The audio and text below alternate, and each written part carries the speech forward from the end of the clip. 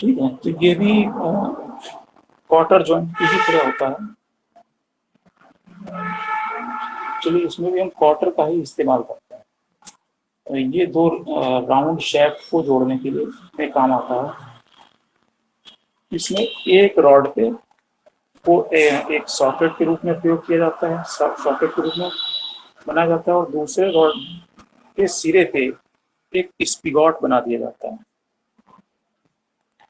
स्पिगॉट यूँ कहें कि उसमें एक जस्ट रॉड ही होती है, उसमें एक थोड़ा कॉलर जैसा स्ट्रक्चर बना दिया जाता है, जिससे वहाँ से आगे ज़्यादा ये सॉकेट के अंदर इंसर्ट ना हो पाए।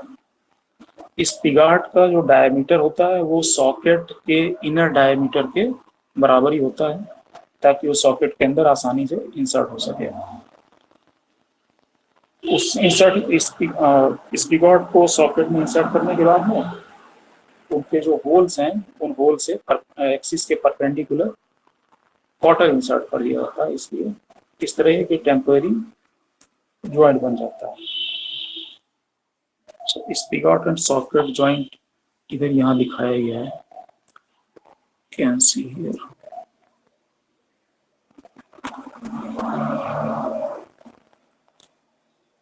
ये रॉड है, इसमें ये सॉकेट बना हुआ है।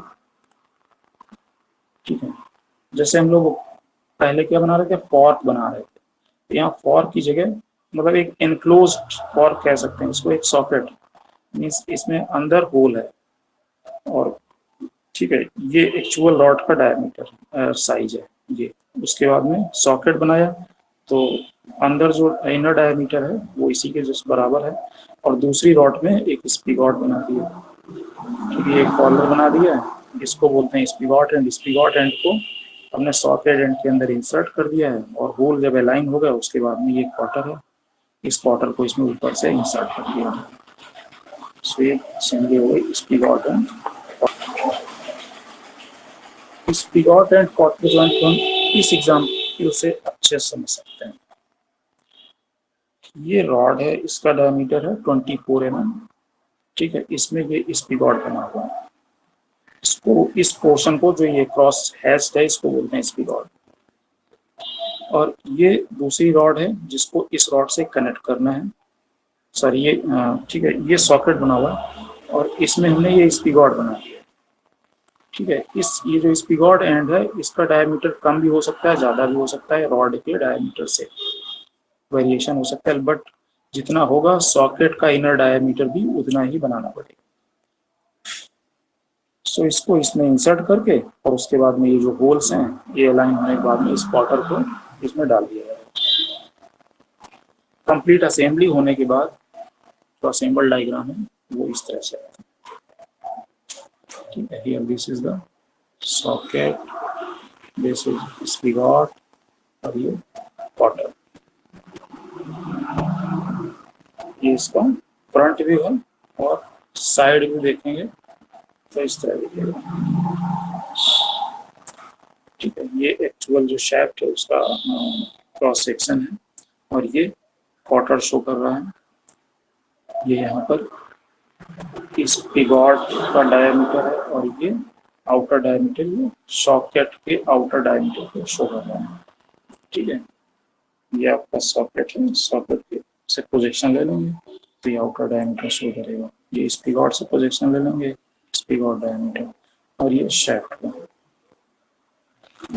क्लियर है? और ये यहाँ से प्रोजेक्शन इधर ले लेंगे तो क्वार्टर बन जाएगा। यहाँ पे इसमें आपको क्वार्टर की से थिकनेस दिखानी है, थिकनेस वेरी नहीं करती है। यहाँ पे देखिए विड्थ है, विड्थ वेरी कर रही है एज पर द टेपर।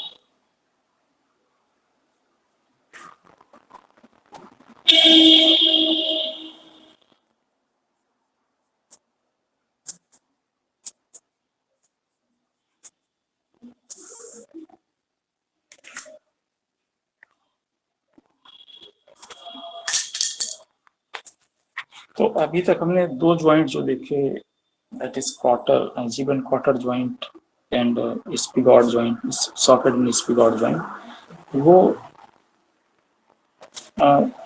एक शैफ्ट से दूसरे शैफ्ट में टेंसाइल फोर्स या कंप्रेसिव फोर्स ट्रांसमिट कर सकते हैं। ठीक है, लेकिन उनके बीच में जो अलाइनमेंट है, एक्सियल अलाइनमेंट, वो परफेक्ट रहना चाहिए, कोई मिस अलाइनमेंट नहीं होना चाहिए बिल्कुल।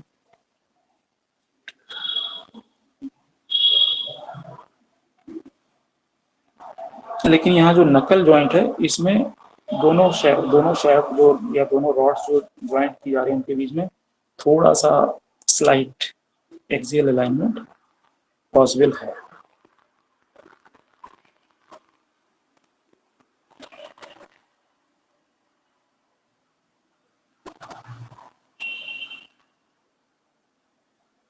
बट दिक्कत क्या है कि नकल जॉइंट से हम सिर्फ टेंसाइल फोर्स ही ट्रांसमिट कर सकते हैं, कंप्रेसिव फोर्स ट्रांसमिट नहीं कर सकते हैं।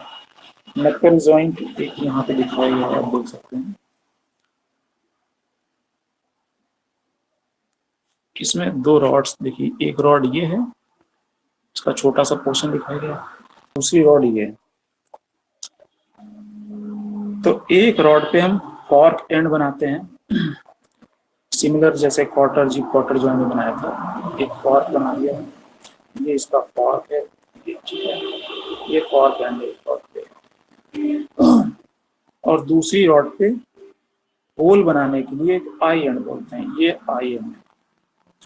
तो आई एंड को फॉर्क एंड में इस तरह रखते हैं कि फॉर्क एंड में बने हुए जो होल हैं आई एंड के होल से अलाइन हो जाएं, और उसके बाद में इसमें एक पिन डाल देते हैं। तो इसके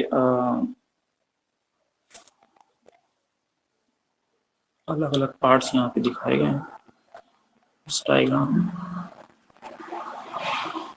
यहाँ देख रहे हैं ये फॉर्क एंड है, इस रॉड में फॉर्क एंड लगा हुआ, इसमें ये होल है।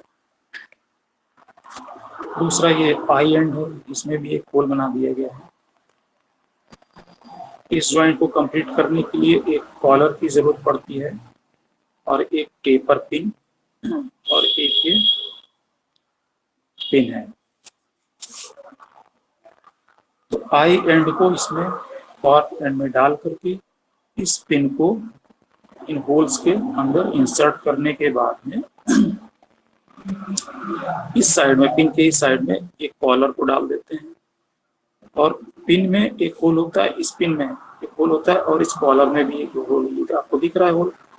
जब ये होल इस पिन के होल के सामने अलाइन हो जाए तो ये की टेपर पिन यहाँ से इंसर्ट कर देते हैं, जिससे कि कॉलर बाहर ना निकल पाए।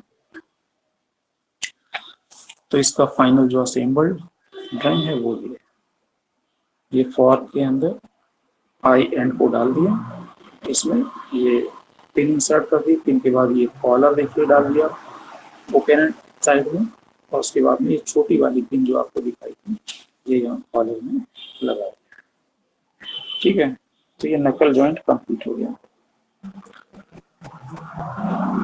सो नकल जॉइंट के द्वारा एक्चुअली हम टेंसाइल फोर्स ही ट्रांसमिट कर सकते हैं, लेकिन कंप्रेसिव फोर्स भी ट्रांसमिट कर पाएंगे यदि एक रॉड को गाइड कर दें, मतलब एक रॉड एक सर्टेन पाथ पे ही चले तो हम ट्रांसमिट कर सकते हैं compressive force. For example piston cylinder arrangement में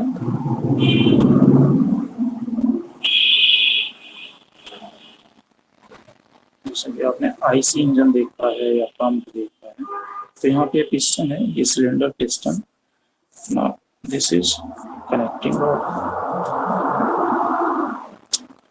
कनेक्टिंग रॉड को, पिस्टन रॉड है, इसको कनेक्टिंग रॉड से कनेक्ट करना है। कनेक्टिंग रॉड आपकी क्रैंक शाफ्ट से इस तरह रोटेट करती है, तो पिस्टन रॉड रेसिप्रोकेटिंग मोशन करती है। पिस्टन रॉड को हमने गाइड के बीच इंसर्ट करते हैं, ये इन गाइड्स के बीच चलेगी, दो गाइड लगा दिया।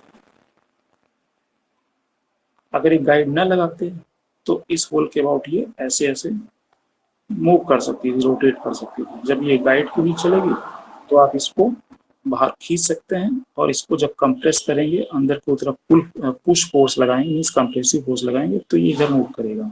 ठीक है, टेंसाइल फोर्स इधर लगाएंगे तो इधर मूव करेगा। सो ये एक नकल ज्वाइंट ही है, मींस यहाँ पे जो नकल ज्वाइंट है उसमें टेंसाइल फोर्स के साथ साथ कंप्रेसिव फोर्स भी ये बियर कर सकता है if we apply if one rod is guided.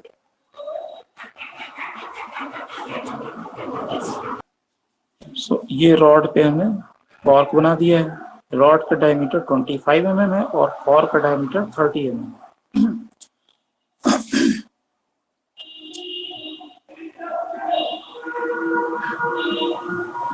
तो जो आई एंड बनाएंगे, अब आई एंड में भी इसी तरह से हम जो डायमीटर है वो 30 mm रखेंगे। ये आई एंड है। इस आई एंड को इस फॉर्क के अंदर इंसर्ट कर दिए। इंसर्ट करने के बाद में ये पिन है, ये पिन डाल दिया। उसके बाद पिन के इस ओपन साइड में हम ये कॉलर डाल दिया। कॉलर में ये होल बना हुआ है। पिन में भी देखिए ये होल बना हुआ है, ठीक है। ये पिन में ये होल बना है और कॉलर में ये होल बना है। ये होल जब इस होल से अलाइन हो जाएगा उसके बाद में ये टेपर्ड पिन इसमें ऐसे परपेंडिकुलर शाफ्ट के एक्सिस के परपेंडिकुलर ऐसे इंसर्ट कर दिया और हमारा जो असेंबली है नकल जॉइंट की वो कंप्लीट हो जाएगी। कुछ इस तरह से देखने को मिलेगा, ठीक है। This is fork and this is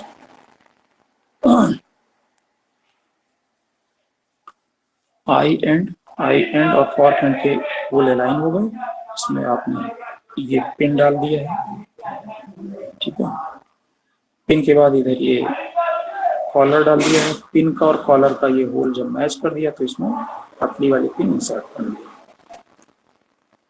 इसको टॉप व्यू यहाँ पे दिखाया गया। टॉप व्यू में आप बड़ी वाली पिन देख सकते हैं और ये छोटी वाली पिन है वो आपको यहाँ पे साफ साफ दिख रही है। कॉलर में इंसर्ट, राइट है।